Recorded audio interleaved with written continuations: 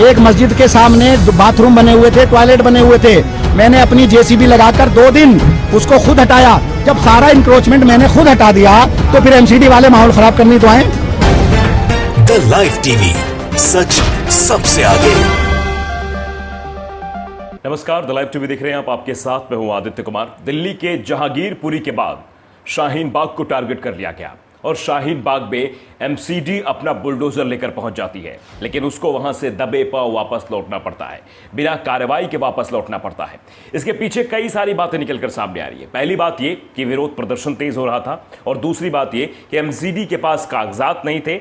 MCD को भेजा जरूर गया था कि शाहीन बाग में जाकर बुलडोजर चलाए, लेकिन हाँ, पहले से कोई नोटिस नहीं, पहले से कोई बातचीत नहीं। अचानक से शाहीन बाग में बुलडोजर का पहुंच जाना और बुलडोजर की कार्रवाई हो जाना, इससे लोग सख्ते में आ गए थे। जिसके बाद लोगों ने विरोध प्रदर्शन तेज कर दिया, सड़कों पर उतर आए और कहा कि ऐसी कार्रवाई यहां नहीं हो सकती है। जिसके बाद बहुत देर तक शाहीन बाग में हाई वोल्टेज ड्रामा चलता रहा। उसके बाद जो डिमोलिशन की कार्रवाई थी वो रोक दी गई, यानी जो बुलडोजर चलना था वो रुक गया और बुलडोजर वापस लौट गए। सबसे बड़ी बात यह देखने को मिली कि एमसीडी के कर्मचारियों के हाथों में लाल रंग का रिबन बंधा हुआ था। इससे उनकी पहचान हो सकती थी कि वो एमसीडी के कर्मचारी हैं। कांग्रेस कार्यकर्ताओं ने वहां अतिक्रमण हटाने का विरोध किया। हालांकि प्रदर्शन कर रहे कांग्रेस कार्यकर्ताओं को पुलिस ने वहां से हटा भले दिया, लेकिन वो भी फिर भी डटे रहे। आम आदमी पार्टी के लोग भी वहां पहुंच गए। अमादुल्लाह खान ने कहा कि जहां भी ऐसा कुछ है, अतिक्रमण हुआ है, वहां मैं खुद कार्रवाई करूंगा, मुझे बताया जाए। ये सब चीजें निकलकर सामने आई। आप अंदाजा लगा सकते हैं कि किस तरीके से वहां जो है बुलडोजर पहुंचते हैं और बुलडोजर वापस चले आते हैं। तो आप साफ तौर पर समझिए कि अपने आप में यह बड़ी हार है। एमसीडी बीजेपी के पास है, शायद किसी के इशारे से सब कुछ चल रहा था। लोग बाग ये भी कह रहे हैं कि अमित शाह के इशारे पर शाहीन बाग को टारगेट करने की कोशिश की गई थी। देखिए, शाहीन बाग कब उठा था, शाहीन बाग में क्या कुछ हुआ था, शाहीन बाग के बारे में बीजेपी के नेता किस तरह की टिप्पणी कर रहे थे, क्योंकि सीए एनआरसी का विरोध भी शाहीन बाग में ही शुरू हुआ था। शाहीन बाग में लोग इकट्ठा हुए थे, इसलिए शाहीन बाग को टारगेट करने की कोशिश की गई थी। सीधा सीधा मतलब यह है कि मुसलमानों को परेशान करो। आपने मध्य प्रदेश में भी देखा, जब बुलडोजर चले तो किसके घर पर चले, मुसलमानों के घर पर ही चले।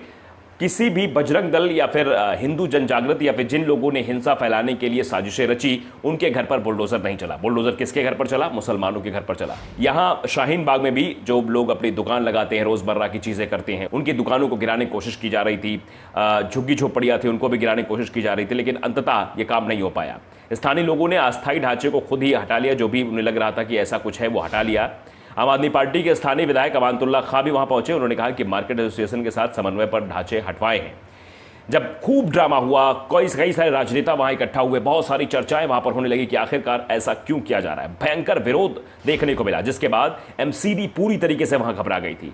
बुलडोजर चलाने की हिम्मत उसकी नहीं हो रही थी, क्योंकि जहांगीरपुरी में जब बुलडोजर चला, सुप्रीम कोर्ट का उसके बाद आदेश आ गया, स्टे का आदेश आया कि यथास्थिति बनाई रखी जाए, इस पर हम सुनवाई करेंगे, उसके बाद ही आगे बुलडोजर चलेगा।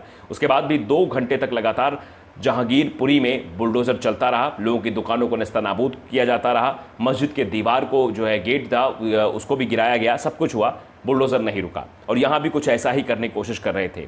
तो अब यह सवाल है कि क्या जिस तरह से आप और कांग्रेस का कहना है, वो बस यही कह रहे हैं कि मुस्लिमों को डराने का काम हो रहा है, मुस्लिमों को डराने के लिए, उनके अंदर भय व्याप्त करने के लिए कि तुम्हारे घरों पर बुलडोजर चल जाएगा, तुम्हारे घर को गिरा दिया जाएगा, तुम्हारी झुग्गी झोपड़ियां गिरा दी जाएंगी, तुम्हारी दुकानें गिरा दी जाएंगी। शाहीन बाग के बारे में आप देखते हैं कैसे बीजेपी के नेता जो है टिप्पणी कर रहे थे पिछले कई सालों से, मतलब जब से शाहीन बाग में प्रदर्शन हुआ उसके बाद से लेकर मिनी पाकिस्तान की बात भी बार बार भारतीय जनता पार्टी के नेता करते रहे हैं। इससे पहले भी दिल्ली पुलिस ने सुरक्षा बल देने से वहां इनकार कर दिया था कि हम कोई सुरक्षा बल वहां नहीं देंगे। अमित शाह पर इस तरह के सवाल उठ रहे हैं कि आखिर इस तरह की दोहरी राजनीति वहां पर क्यों हो रही है। तो शाहीन बाग ने बड़ा झटका दे दिया है, अमित शाह को दे दिया है, बीजेपी को बड़ा झटका दिया है।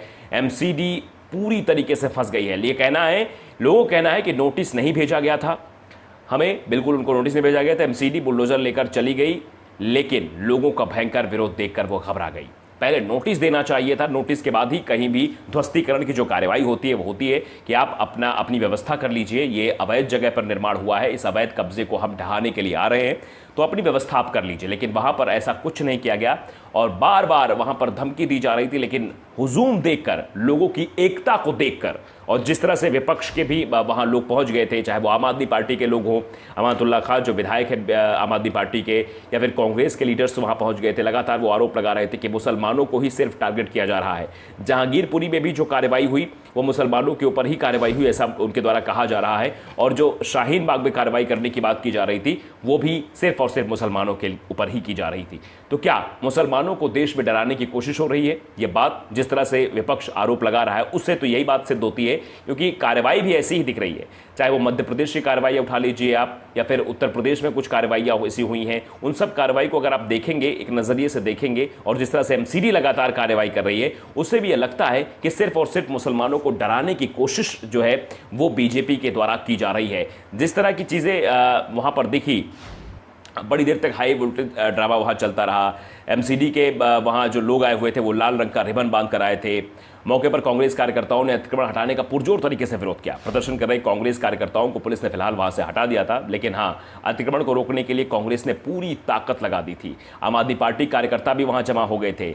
अमानतुल्लाह खान ने तो यहां तक कह दिया कि अतिक्रमण हटाने के बहाने बीजेपी राजनीति कर रही है।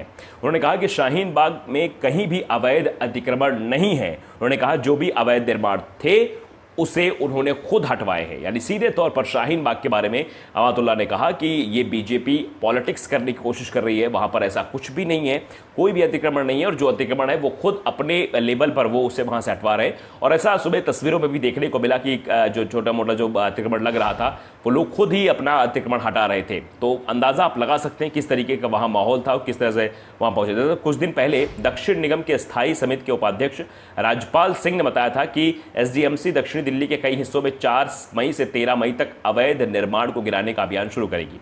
इस संबंध में एसडीएमसी ने दक्षिण और दक्षिण पूर्व डीसीपी को इसके बारे में पत्र लिखा था। जहांगीरपुरी में बुलडोजर चलने के बाद दिल्ली नगर निगम के महापौर और अधिकारी कई इलाकों में अवैध कब्जे हटाने की तैयारी में हैं, ऐसा बताया जा रहा था। आज बुलडोजर आने की सुगबुगाहट के बीच सुबह से ही शाहीन बाग इलाकों में दुकानदारों ने अपने सामान भी हटाने शुरू कर दिए थे।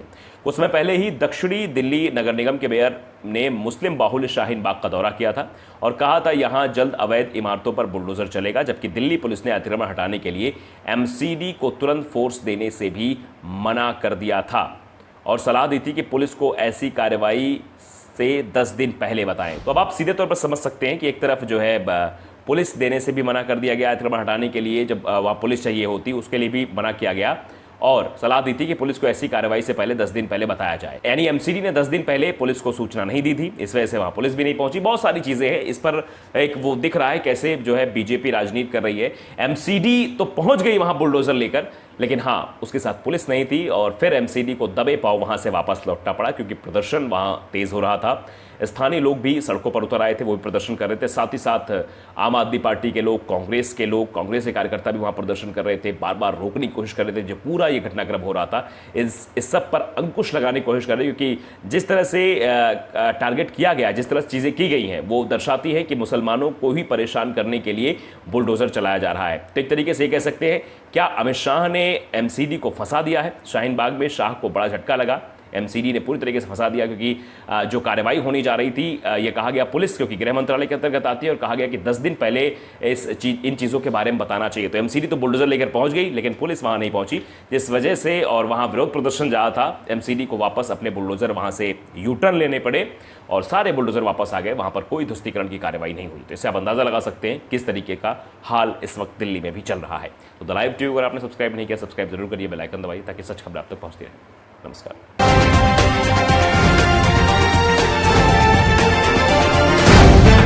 द लाइव टीवी, सच सबसे आगे।